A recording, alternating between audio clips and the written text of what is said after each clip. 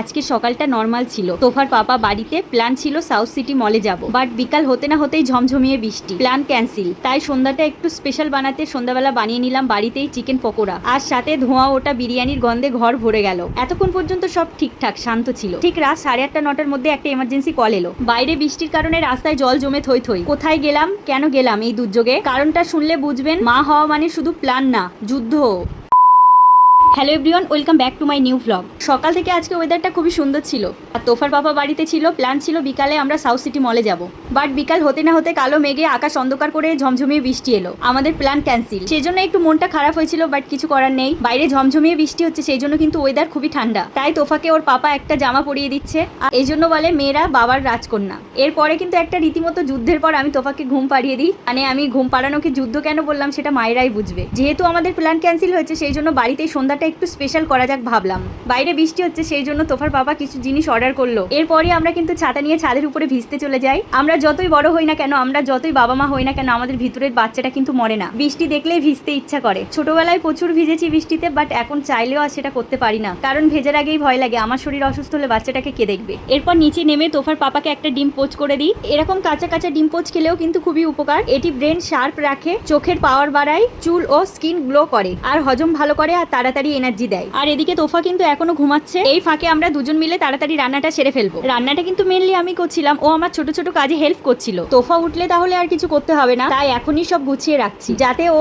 উঠলে দুজন মিলে ওকে সময় দিতে পারি, একসাথে বসে খেতে পারি, গল্প করতে পারি। অনেকে বলে ছেলেরা নাকি ঘরের কাজ করলে মানায় না। আমি বলি এটা ওর নিজের একটা সংসার, নিজের বাচ্চা, নিজের দায়িত্ব। সত্যি বলতে তোফা হওয়ার আগে ও ঘরের কাজে হাতই দিত না, কিন্তু আমাদের তোফা আমাদের জীবনে আসার পর সবকিছু পাল্টে গেছে। এখন দুজন গল্প করতে করতে কাজ করি, সব সামলায় একসাথে। কারণ আমার কাজটা তাড়াতাড়ি কমপ্লিট হলে আমি তোফাকে নিয়ে খেলতে পারবো, ওকে সময় দিতে পারবো, এটাই ভেবে হয়তো ও করে। এই যে দুজন মিলেমিশে চলা, এটাই তো সংসার, তাই না? এদিকে বৃষ্টি কিন্তু এখনো হচ্ছে, আর আমি এখানে চিকেন পকোড়া বানানোর জন্য তোড়জোড় করছি। চিকেনটাকে আমি এখানে ম্যারিনেট করতে লেগেছি। লবণ গুঁড়ো, লঙ্কা গুঁড়ো, হলুদ গুঁড়ো, জিরে গুঁড়ো, সাথে আদা রসুনের পেস্ট, আর সাথে টক দই ও একটা ডিম ও সামান্য পরিমাণে বেকিং সোডা অ্যাড করে দিলাম। ম্যারিনেট করে আমি আধ ঘন্টা মতো ঢাকনা চাপা দিয়ে আটকে রেখেছিলাম। আধ ঘন্টা পর এগুলোকে ভালোভাবে ফ্রাই করে আমি ওদের হাতে তুলে দিই, আর আমার কাজ প্রায় কিন্তু কমপ্লিট। আর তোফা এর মধ্যে কিন্তু ঘুম থেকে উঠে গেছে। পকোড়া হাতে পেয়ে কিন্তু ওরা খুবই খুশি। এরপর পকোড়া খেয়ে আমি আবার কাজে লেগে পড়লাম। মানে বিরিয়ানি সবকিছু কমপ্লিট, শুধু সাজানোটা বাকি ছিল। তো আমি এখানে সেটাই করছি, আমি একের পর এক সব সাজিয়ে নিচ্ছি। আর সত্যি বলতে আমি কিন্তু বিরিয়ানি বানানোর একদম এক্সপার্ট না। আমার মাকে দেখে দেখে যেটুকু শিখেছি সেটুকু দিয়ে আজ চেষ্টা করছি। আমি আগেও কিন্তু 2-1 বার বানিয়েছি। কোথাও কোনো ভুল হয়ে গেলে আপনারা অবশ্যই কমেন্টে জানাবেন, আমিও তাহলে শিখে নেবো আপনাদের থেকে। আর আজকে কিন্তু আমি বিফ বিরিয়ানি বানিয়েছি। অনেকদিন আগে থেকে ফ্রিজে কিন্তু গরুর মাংস ছিল, সেই মাংস দিয়েই বানিয়েছি। ফ্রিজে কিন্তু অনেকদিন ধরে রেখে গরুর মাংস খাওয়া যায়। আমার মনে হচ্ছে এটাই হয়তো আমাদের লাস্ট বিফ বিরিয়ানি খাওয়া। সরকারি নিয়ম মানতে আমরা বাধ্য।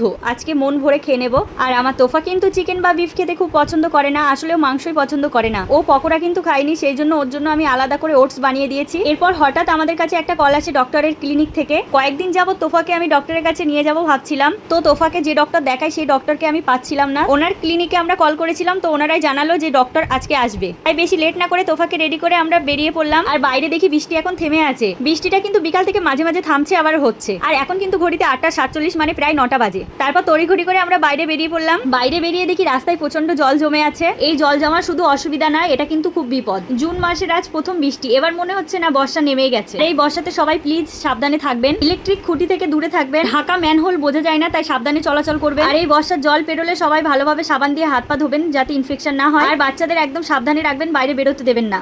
এরপর ডক্টর দেখিয়ে আমরা বাড়ি ফিরি। বাড়ি ফিরেই তোফাকে তোফার পাপা ড্রেস চেঞ্জ করিয়ে দিচ্ছে। আমি গেলাম রান্নাঘরে তোফার জন্য খাবার নিতে। আর এই যে আমার হাতে বানানো স্পেশাল বিফ বিরিয়ানি। ভাবছিলাম তোফাকে খাওয়াবো না, কিন্তু আমরা তো আর রোজ রোজ বিরিয়ানি খাই না, সেই জন্য ওকে খাওয়ালাম। আর ডক্টর ওর মেডিসিন দিয়েছে, সেটা কিন্তু খাইয়ে দেবো ওকে। আর সত্যি বলতে আমার তোফা কিন্তু বিরিয়ানি খেতে পছন্দ করে। এরপর আমি 1 ঘন্টা বসে বসে ওকে খাইয়ে নিই। মানে এই বাচ্চাদেরকে খাওয়াতে মায়েদের যে কি কষ্ট, কি স্ট্রাগল করতে হয়, সেটা একটা মাই জানে। তো ওকে খাওয়ানোর পর আমি আমাদের জন্য ভাত বেড়ে নিই। আর বিরিয়ানিতে পেঁয়াজ না হলে ভালো লাগে না, তাই সাথে একটু স্যালাড আর পেঁয়াজ কেটে নিই। আর এটাই আমাদের কাছে একটা ঐতিহাসিক দিন হতে পারে। আজকেই হয়তো আমাদের শেষ বিফ বিরিয়ানি খাওয়া। আসলে আমাদের কাছে অনেক এই গরুর মাংস কুরবানির সময় ফ্রিজে রেখে তার 3 মাস কি 2 মাস পর মহরমের সময় খিচুড়ি করে খায়। মানে অনেক টাইম ধরে ফ্রিজে গরুর মাংস রাখে। তো এই ছিল আজকের আমার সুন্দর একটি সন্ধ্যা। ভিডিওটি আমি এখানেই শেষ করছি। কারো কোনো প্রশ্ন থাকলে অবশ্যই কমেন্টে জানাবেন। দেখা হচ্ছে নতুন কোনো গল্প নিয়ে। ততক্ষণ ভালো থাকবেন, সুস্থ থাকবেন, টাটা।